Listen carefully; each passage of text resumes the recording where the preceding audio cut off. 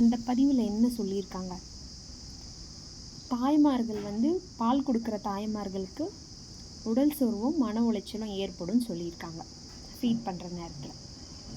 ஆனால் நம்ம ராஜமாதா இருக்குல்ல, நம்ம ராஜமாதா அதான் மாமியார் இன்னும் தூங்குது, விடிய விடிய தூங்குது. வீடு விளங்குமா வீடு விளங்குமா அப்படின்னு கேட்பாங்க.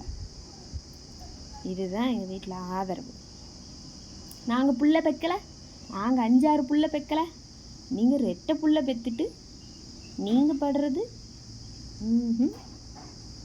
உங்களை மாதிரி நாங்கள் வயக்காடு போனோம், சாப்பாடு வடித்தோம், மாடு மேய்ச்சோம், எருமை மாடு மேய்ச்சோம். என்ன மாதிரி பேசுகிறாளுங்க ராஜமாதாங்க. நம்ம கட்டினது இருக்குங்களே, நம்ம கூட இருக்கிற வரைக்கும் நமக்கு ஜால்ரா தட்டுங்க. அதே அவங்க ராஜமாதா தான் மாமியார் வீட்டுக்கு போனோன்னா மாமியார் வீட்டுக்கு மாமியாருக்கு ஏற்ற மாதிரி அதுக்கு ஜால்ரா தட்டுங்க.